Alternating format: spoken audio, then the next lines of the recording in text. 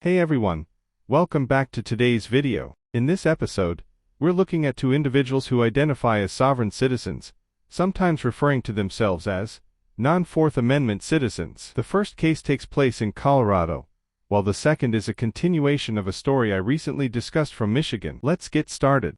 And court calls People versus Robert Geese, 26T884. And if you'll come on up to the podium, he appears in the courtroom, and the district attorney, Mr. McGraw, appears for the people. So, Mr. Geese, are you going to be hiring a private attorney? Do you want a referral to the public defender, or are you going to be representing yourself? Your Honor, do I have standing to speak? Yes. I appreciate that. It's important to me that I stay respectful. I come in peace as a non-belligerent. I would like to read this into the record, if I may. Sure, go ahead. First, Your Honor, respectfully, for and on the record, I am Robert Eugene Geese, a man of the Union, a natural person, as said, a non-belligerent or enemy of the state, and I occupy the office of executor and co-trustee for the Noli Me Calcari Express Trust. I am here propria persona in that regard by special appearance only, not generally. Further, I am of the age of majority by both age and averment sui juris on the record in Weld County.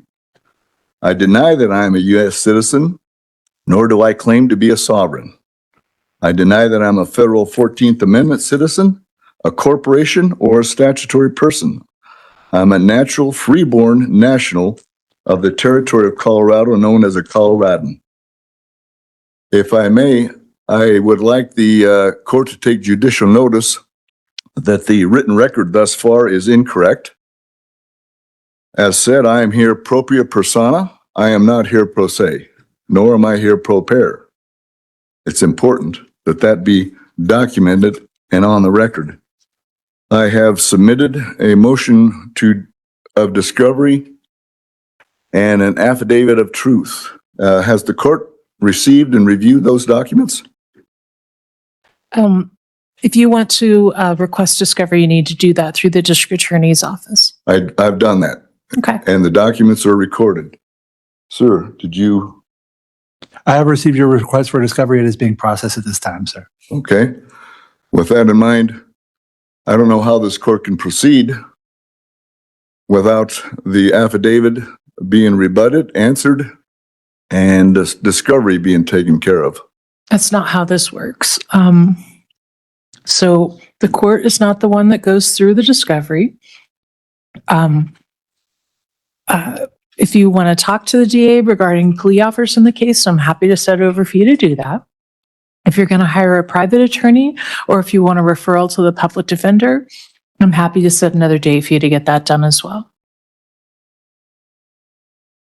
Would you like to discuss the matter now, sir? We can, sir. Okay. We would pass the case and then speak off. Okay, we'll pass the case for a few minutes. Thank you. After stepping aside briefly to consider a potential plea deal, the individual, who identifies as an American non-citizen, ultimately refuses the offer, which isn't particularly unexpected. A few minutes later, they return to the courtroom to continue with. I'd like to recall Mr. Geis when you have a chance. Okay, sure. Court will recall People versus Robert Geese, 26T884.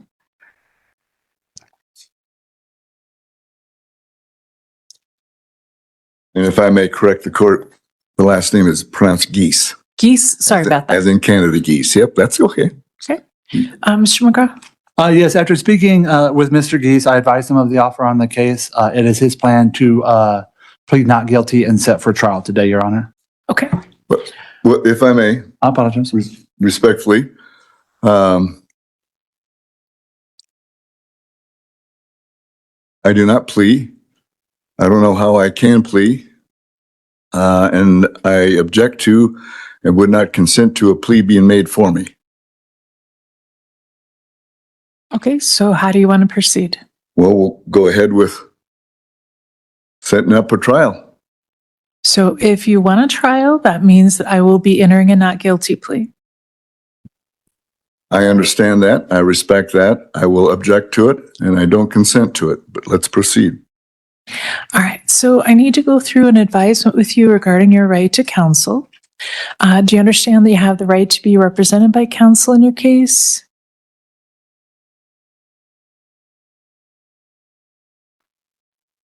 Yes, Do you understand that if you cannot afford an attorney, one would be provided to you free of charge if you qualify financially for the public defender?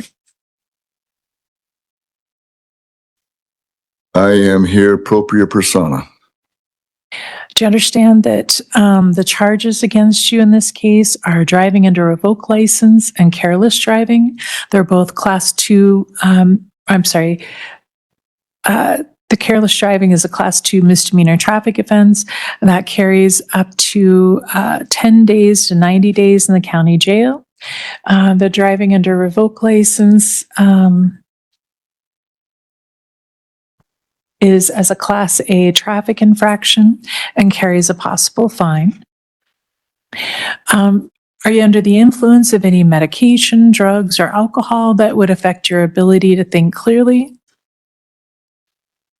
No, Do you wish to consult with the public defender before you make a decision to waive your right to an attorney and represent yourself? no, I do not, and I do not waive my right to trial by jury. Have you ever studied law? I don't know how that is relevant to the case, Your Honor. I'm trying to make sure that you're knowingly, voluntarily, and intelligently waiving your right to counsel. I am. Have you ever represented yourself in a criminal action? I have. Do you understand that you have the right to remain silent? Anything that you say can be used against you in court?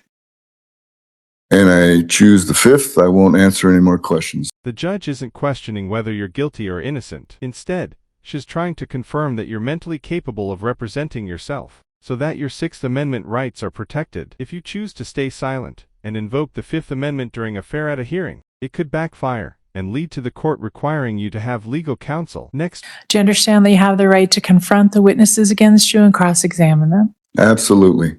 Do you understand that you have the right to have witnesses that you choose be compelled to appear and testify on your behalf? Yes. Do you know how to request the witnesses be compelled to appear on your behalf? To subpoena them. If you're asking whether I know administrative procedure, I wonder, Your Honor, is this a court of equity or is this an administrative court?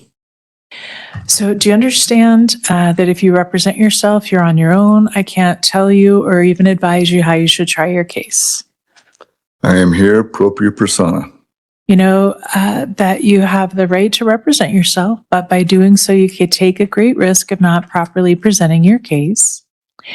Do you understand that you will be required to abide by the Colorado Rules of Evidence and the Colorado Rules of Criminal Procedure? And do you understand the defenses to the offenses by which you're charged? Do you understand that an attorney would be familiar with defenses and requirements to raise such defenses on your behalf? Do you understand that you must proceed by calling witnesses and asking them questions, not arguing or making speeches, but asking appropriate questions, and that you will not be permitted to tell the jury matters that you wish for them to consider as evidence during the examination of other witnesses? Do you understand that it would be much easier for an attorney to contact potential witnesses, gather information, and question witnesses, and to present your case than it would be for you?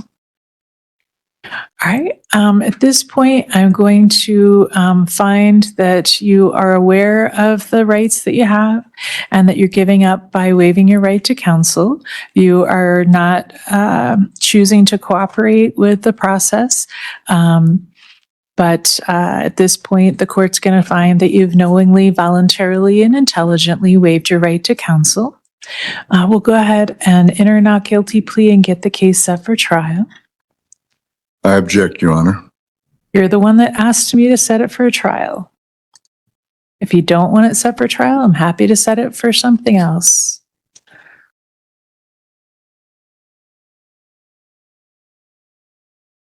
Do you still want it set for a jury trial?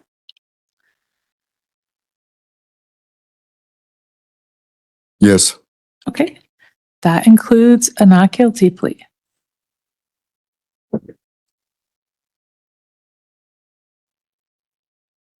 Well, let the record show that I have not entered a plea, that the plea was made for me. That wraps up the first segment. It seems he's chosen to represent himself, despite the obvious risks, and I'll be sure to cover how that trial unfolds. Now, let's move on to the next individual, a follow-up to a case I recently discussed. This time, he shows up to court with his wife, who appears to share his same line of thinking. You're asking for me to set it for a jury trial. That requires the entry of a not guilty plea. So the court will receive a not guilty plea today. I'll find that speedy trial runs on October 3rd. I'll order that motions be filed on or before May 4th. That'll also be the deadline for endorsement of witnesses and defenses. We'll set a half-hour motions hearing, trial readiness, and jury trial dates. And let's see what dates we have. Motions hearing at 3:30. Okay, June 15th at 3:30 for motions. Trial will be July 29th. Okay, July 29th at 8 o'clock for jury trial.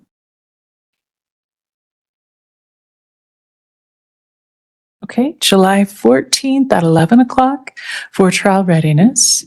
Trial readiness will be the last day the court will accept any plea agreements in the case. The court will issue a written pretrial order, and we'll print an extra copy for you today so you have those. Be sure to look because there are some additional deadlines and information in there about doing jury instructions and things like that. All right. Thank you very much. Thank you, Your Honor. If that were even slightly accurate, then no one would ever be acquitted of the charges brought against them. The entire legal system would break down under that logic. Next is the People versus Philip Andrew Lefers.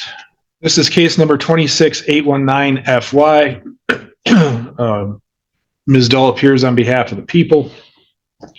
Mr. Lefers appears in the courtroom but refuses to enter the well.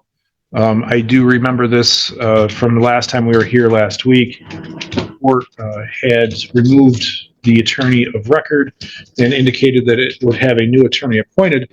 Mr. Lefers, that has not happened yet. We're still waiting for an attorney to be appointed for you, just so you're aware of that. All right? Your Honor, is the court going to reset the probable cause conference to next week? We will, but it looks like Mr. Lefers is digging through some stuff here.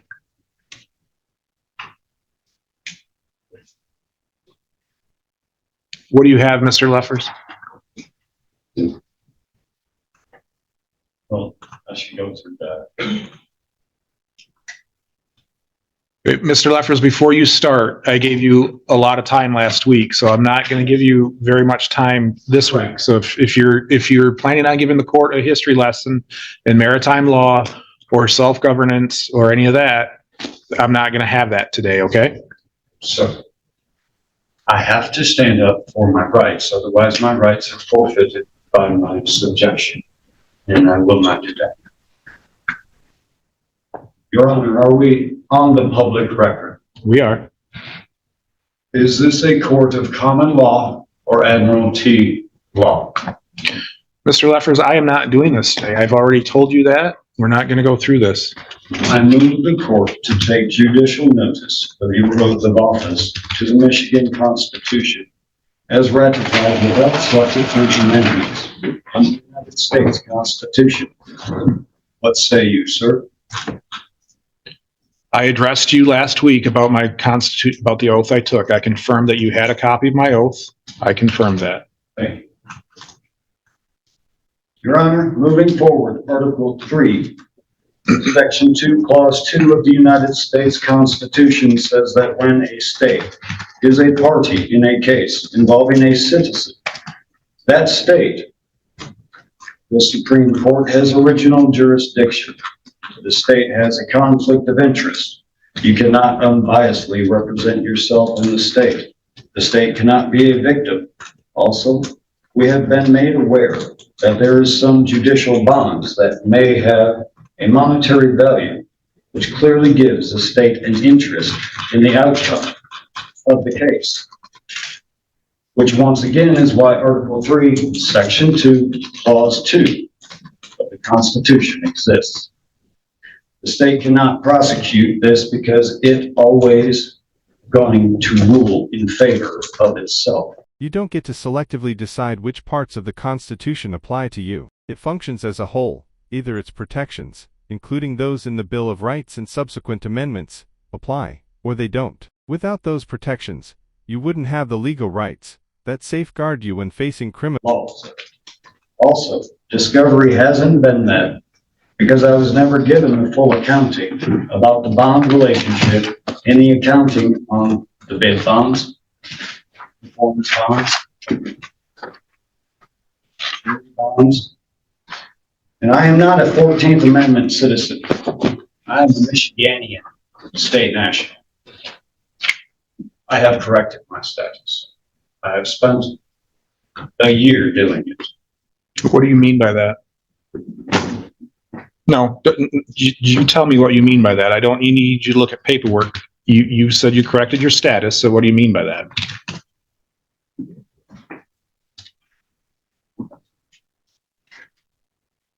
Upon finding out about jurisdictions, 14th Amendment citizen is bound by your jurisdiction, sir. I am not a 14th Amendment citizen. What are you? I'm American state national. And what is that? That is a man or woman born to the state in the territories of the Confederation of the Republic that made up this wonderful place and all the rights and freedoms that we all have that have been abrogated through policy and procedures. So are you claiming you're a citizen of the Confederacy from after the American Revolution? And when I say the Confederacy, I mean after the American Revolution and before the U.S. Constitution. No, sir. This predates even that. Okay. I am a living man that follows the Creator's law, the supreme law, the law of the land, which no policy or procedure can abrogate my rights or immunities. So then how are you relying on the Constitution to say that I don't have jurisdiction if you don't believe that you're subject to that?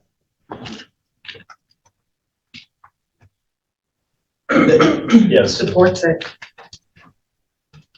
In the First Amendment, we are one. This is my wife, Jelaine. She's been with me for 24 wonderful years. She has had my back.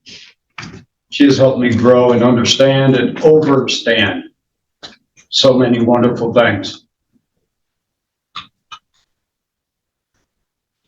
The Constitution is set up to protect rights. And I have the right to use everything at my disposal.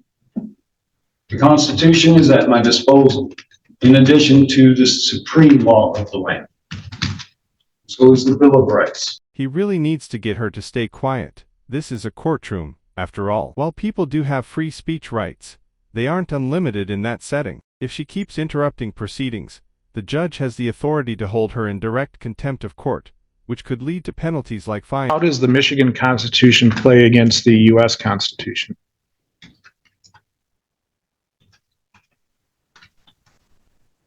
The Michigan Constitution, as wonderful as it may be, is not a Constitution. The corruptness that went into it destroyed it. Though it may hold some lingering truth, if you change 10% of 100% of the story, you have deceived everyone that you tell that story to. They will never be able to defend themselves properly. They will never know how to manage themselves properly. If the truth was to be told, then the decision, the rightful will choice would fall on the people. And I am one of the people. Which is why there's also another conflict of interest. The state cannot prosecute me because I am the people. So is my wife, and so are our children.